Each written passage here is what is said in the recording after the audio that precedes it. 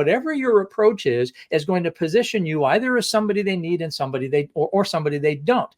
And if you're in a high competitive position, like if you're a coach, for example, there's coaches all over. If you're a coach, if a consultant, if you're, a healer of some kind, they're everywhere. How do you actually make yourself appear to be different in front of that audience so that you can position yourself as somebody they need instead of somebody they don't? And sometimes it's just about appearances, right? It's just about changing a little bit about how you present that makes you appear to be different, even though you may not actually be different. Welcome to Be Bold Branding, where we discuss the power of differentiating yourself through your own unique story and standout personal brand. As coaches, consultants, and experts, one of the main things we seek to do is build our business through speaking. That's why we've invited Steve Lowell to the show today. Steve is a multi-award-winning global speaker himself who has spent over 40 years training and mentoring executives, thought leaders, and professional speakers worldwide to deliver high-impact keynote speeches, drive revenue from the platform, and build wealth through speaking. He is speaking our language right now. He's shared the stage with such greats as Jack Canfield, Kevin Harrington, and Brian Tracy. Let's learn how Steve can help us sell more by changing the way we speak. Steve, welcome to Be Bold Branding. Well, I'm really excited to be here, you guys. Thanks for inviting me. I think we're going to do a lot of great things together today. Agreed. We can't wait to pick your brain. Absolutely. We usually start with a background. Obviously you have a great one here, and behind every amazing success story, obviously, is a human story.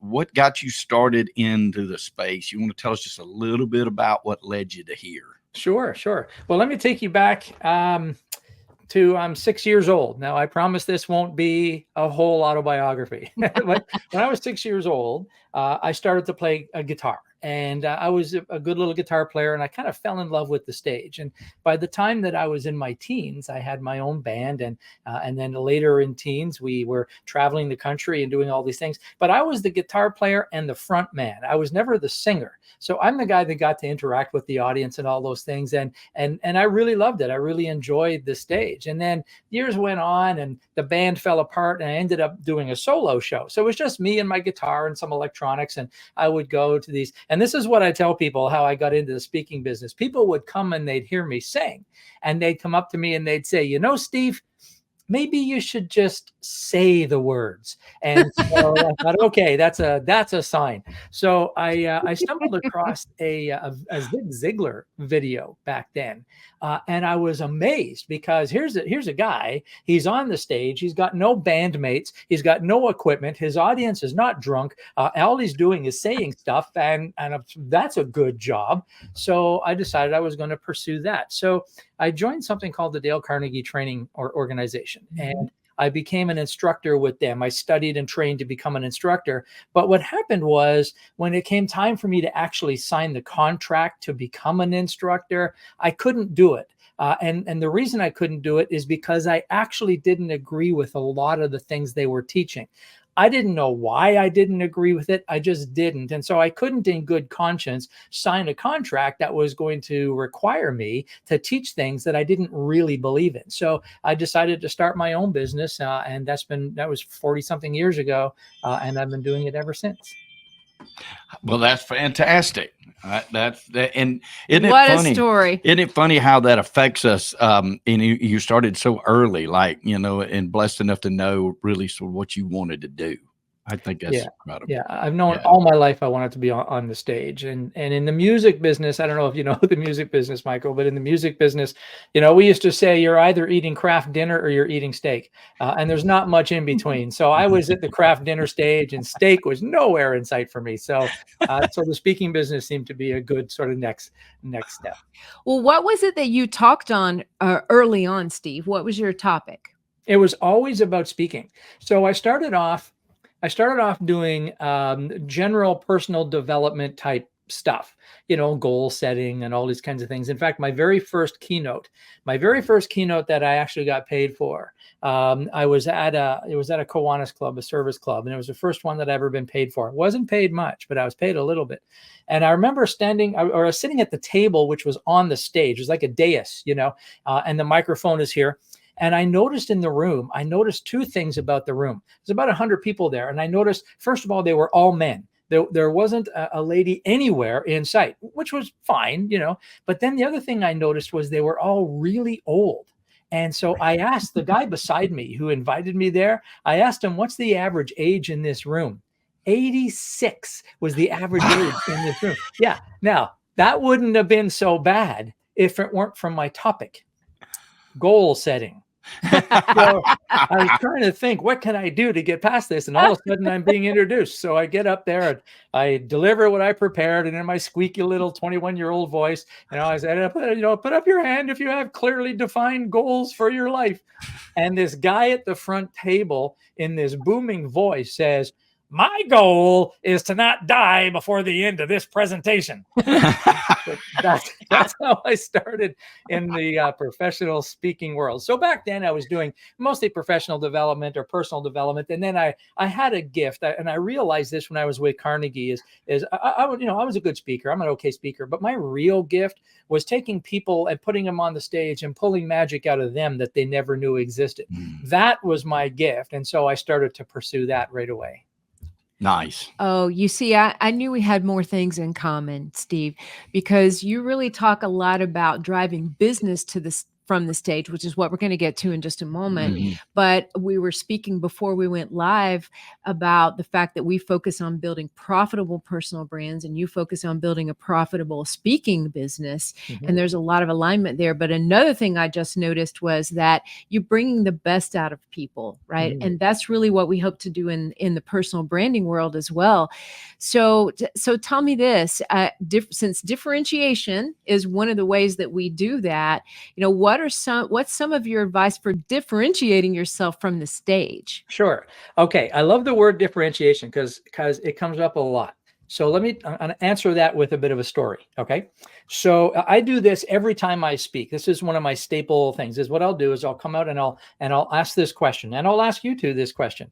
But I ask the audience is, put up your hand if you or somebody you know is in the market for a tennis instructor. So usually no hands go up. So if I ask either of you guys, do you know anybody who's in the market for a tennis instructor? Okay, no, you're shaking your head. No. Now, when I have a room, let's say, 100 people or something, what I'll say is I'm going to bet that at least half of you are either in the market for a tennis instructor right now, or you know somebody who is. And I'm going to bet that you know somebody who's in the market for a tennis instructor. So now you're thinking, well, how are you going to prove that? So I tell you about this guy named Brian. He came to me about 18 years ago. He says, Steve, I'm going to all the networking events. I'm speaking to all the people. I'm making all the phone calls. I'm just not getting the business that I need. And I said, well, Brian, what do you do? He said, I'm a tennis instructor.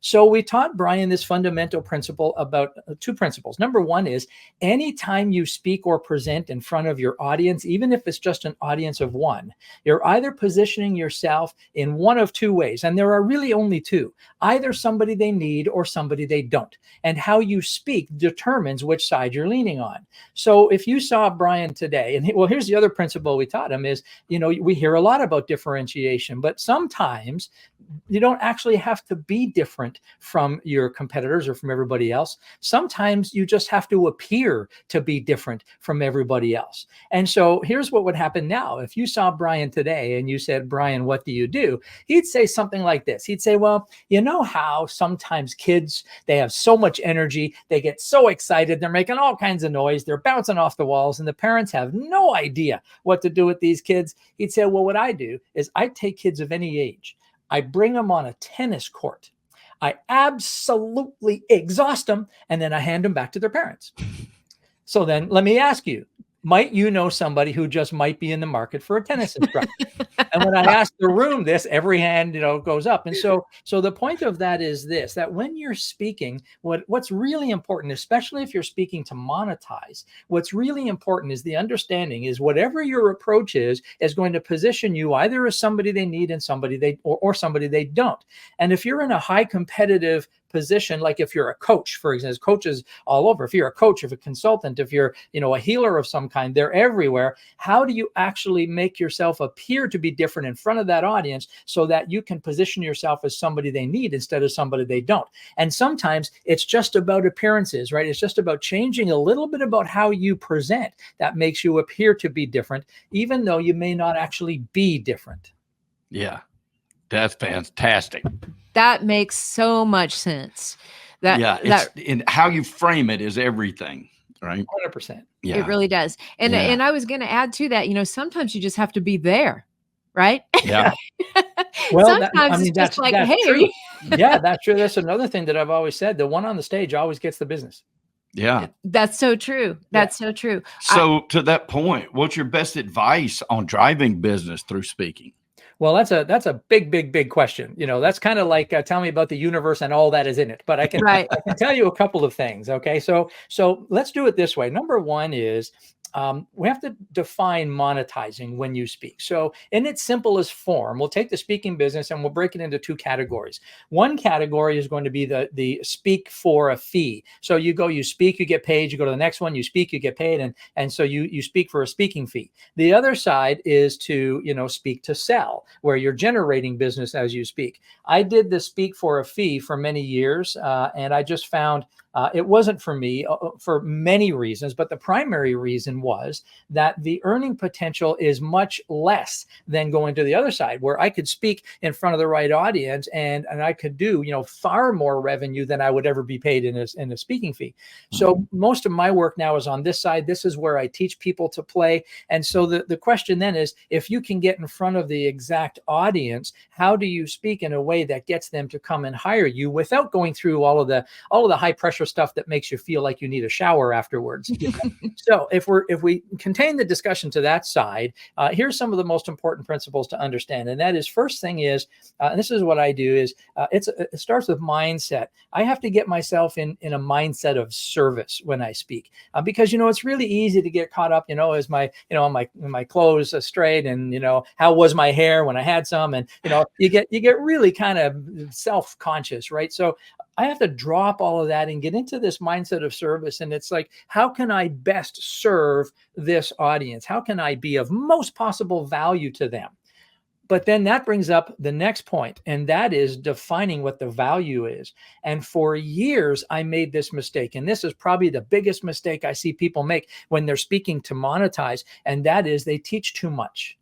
They solve problems. And so what we need to do is get out of this space of solving problems, because when I get in front of an audience and I share content with them, and then they walk away thinking they can do it all, and they really can't, I haven't served them at all. Right. So what I found is giving them clarity around the problem is the value. So here's what I don't want. I don't want my audience walking away going, that was awesome. That was great. That's changed my life. I'm going to go and solve this. It's great. I got lots of to-dos. I don't want that. What I want my audience to do is go, I've never thought of it like that before.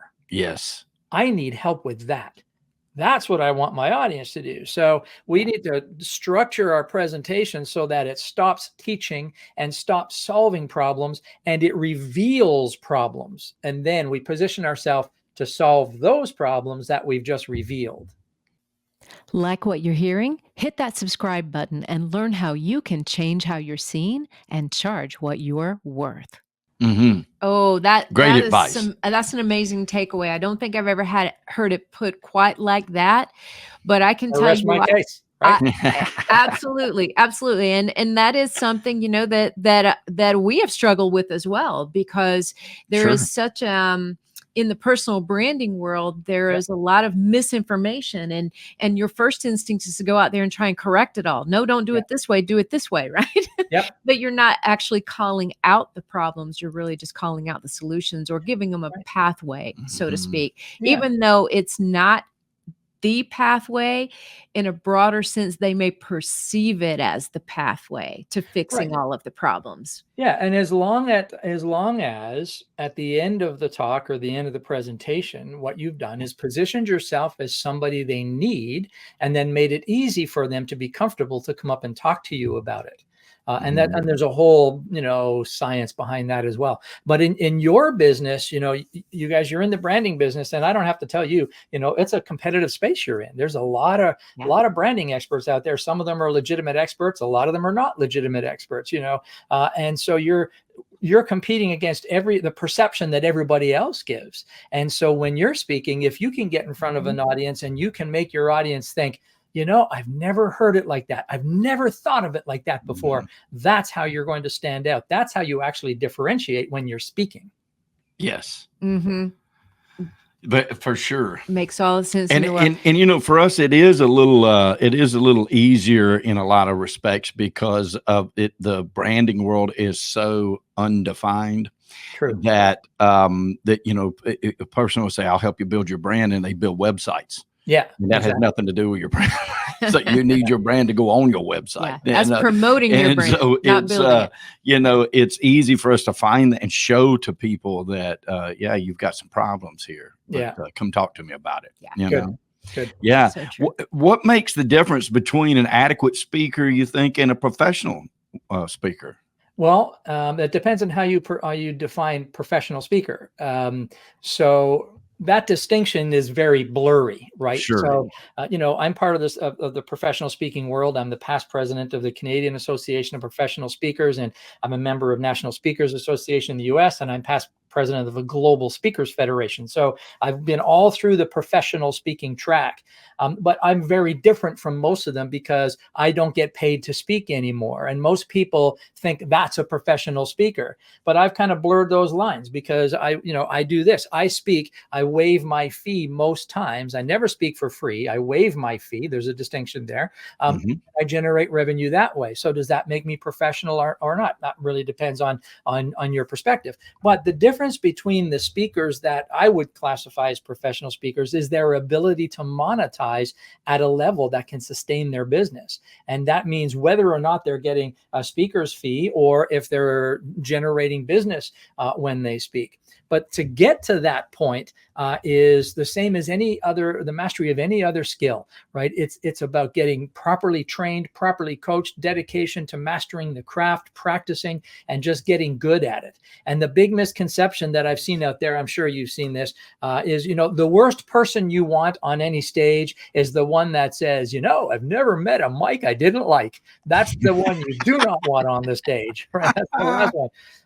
Because they think, I just know so much about my stuff, I'll just wing it, and it'll never happen for them. So the professionals do this. That's what I always tell my clients is you need to go through your content until your content comes through you.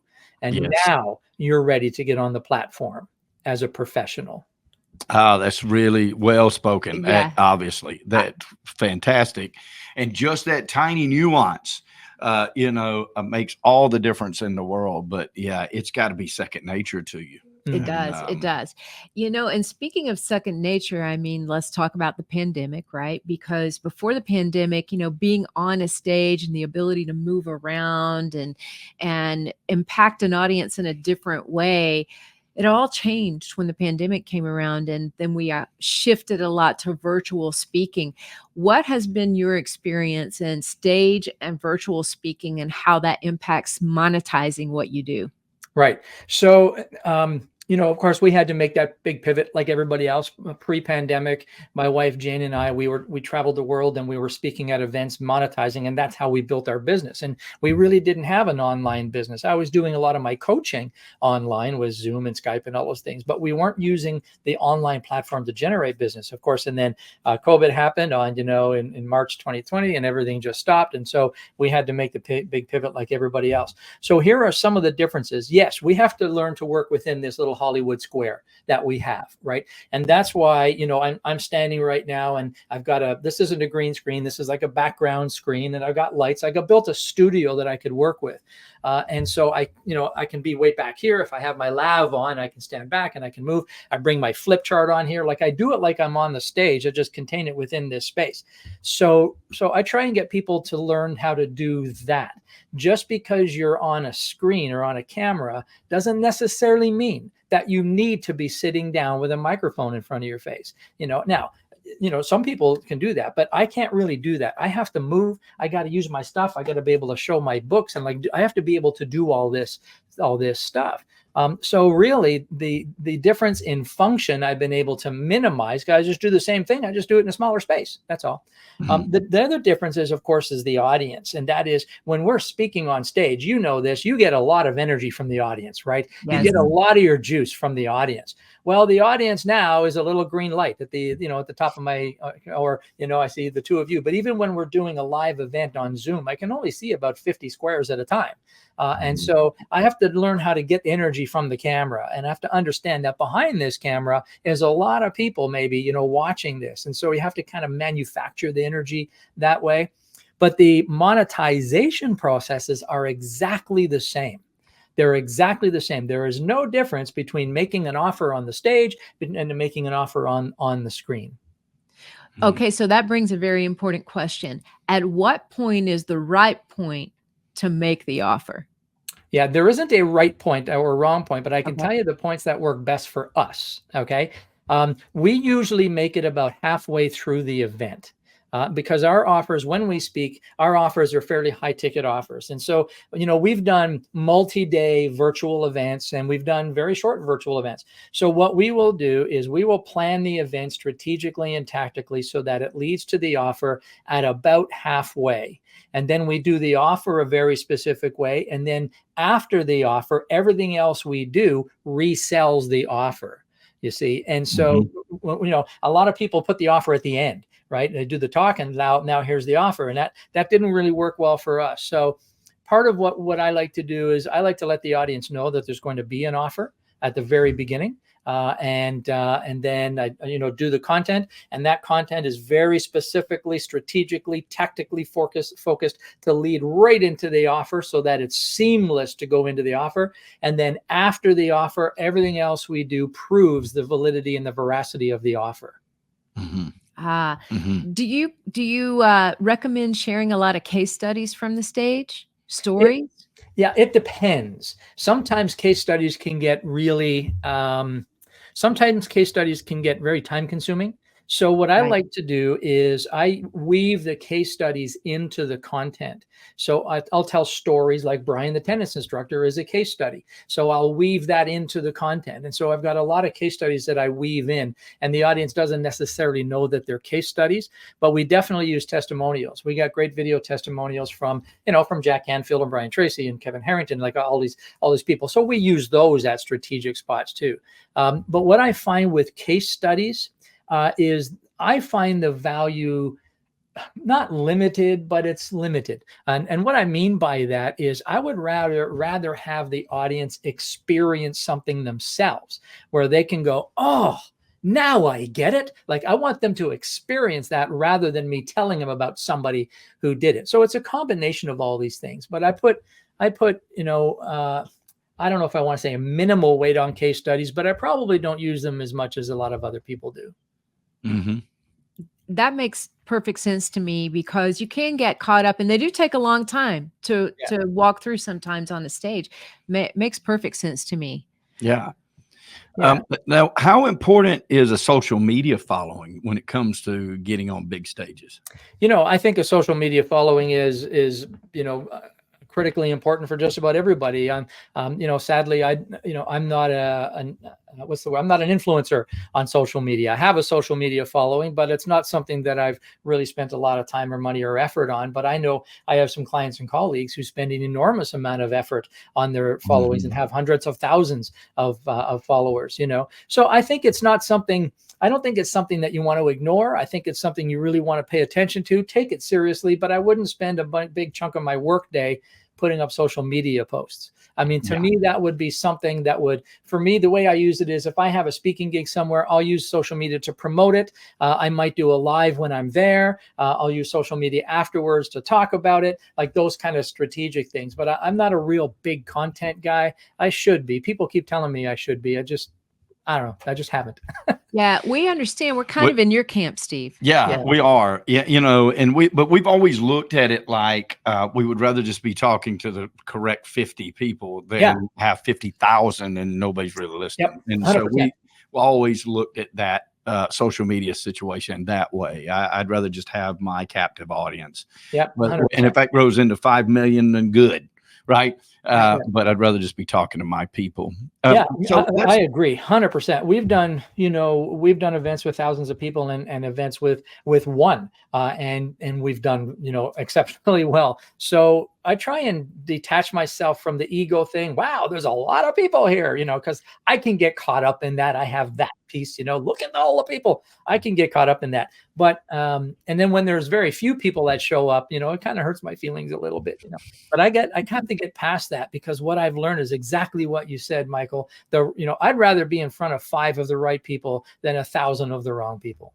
Yes.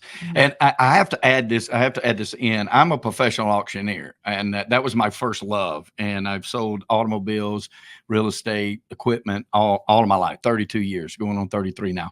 Wow. And so it's interesting. I got to ask you this as a speaker. Are you more comfortable in front of a large crowd or more comfortable in front of a small crowd? Yeah, I'm more comfortable.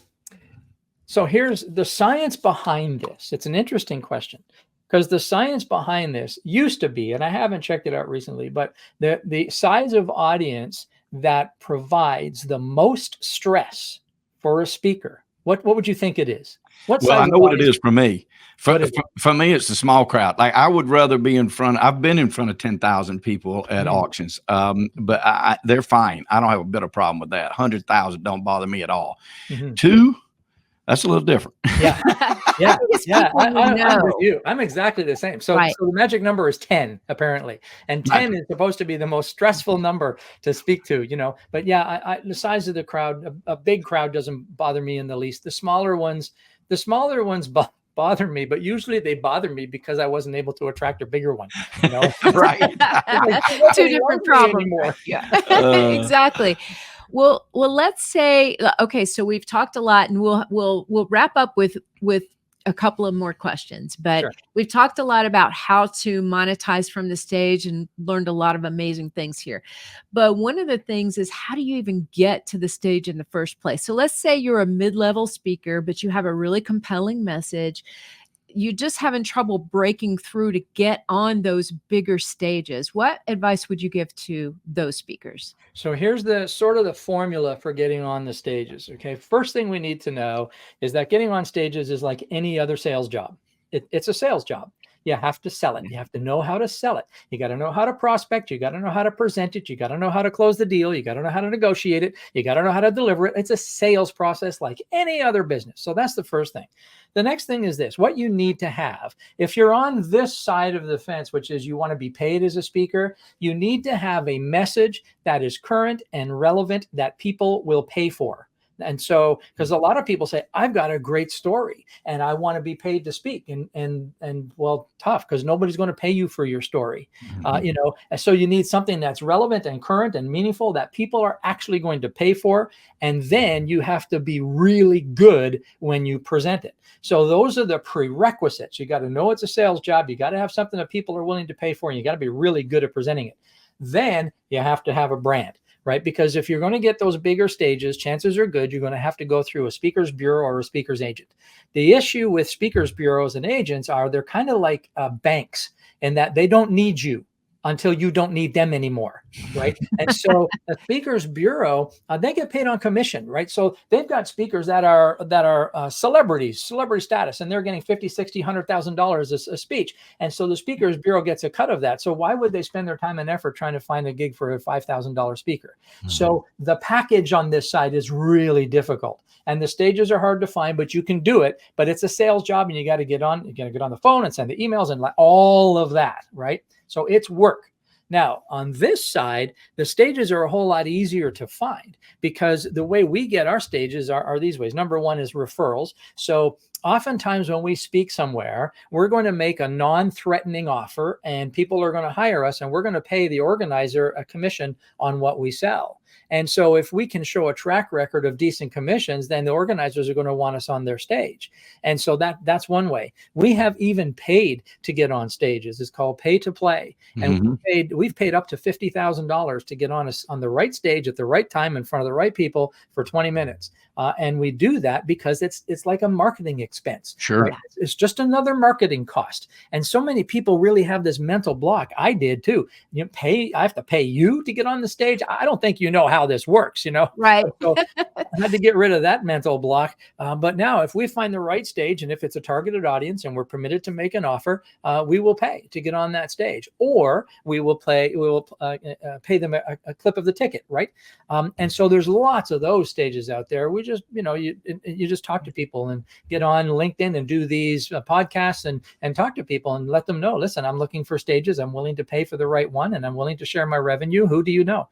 And that's the biggest question. The best question you can learn, I believe, is who else do you know? Sure.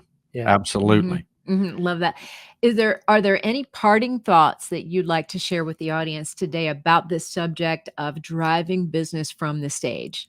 Yeah. So I would say this fundamental principle upon which just about everything I do is built is this. It's the understanding that speaking is not a transference of information. Speaking is a transference of emotion. So what that means is I want you to feel about my message the way I feel about my message. And when that happens, now we have communication. If it was just about information, I can send you the PDF. You could take it to the bathroom and read it, and you don't need me anymore. But if I can get you to feel about my message the way I feel about my message, now we're on the same page. Beautiful. That's awesome advice. Yes. Sure is. Well, Steve, we wish we could go on forever, and you'll have to come back and visit with us. Tell the audience how they can get in touch with you if they want to work with you. Yeah, best way to get in touch with me is at my website, steve@stevelowell.com. And I'm going to give away a free copy of my book, From Stage Fright to Spotlight. This is the first book I wrote. And if they want that, just go to stevelowell.com/free book. And you'll free-book, and you'll get a PDF copy of that right away. But everything we do is right there on the website, and there's a link there if you'd like to book an appointment and talk to us. It's there as well. We'll make sure that's in the show notes. Absolutely. We encourage the listener to do so. And thank you for the free gift to our audience. That's awesome. And of course, thank you for your time, Steve. Well, this has been really great. Like I say, this is one of the podcasts I've been looking forward to the most. And it's, you haven't disappointed. You guys are just awesome. And I want to congratulate you on the, the great work that you're doing and the enormity of your success. You guys are game changers. Just keep it up. Thank you, Steve. Ready to change how you're seen and charge what you're worth? If you're not getting enough opportunities to meet with ideal customers, or the prospects you're meeting with just aren't ideal, it's most likely your brand that's holding you back. So if you're a coach, consultant, or expert who is on the rise, you need our ultimate guide to a freedom-based brand. Download it free now at BrandFaceGuide.com.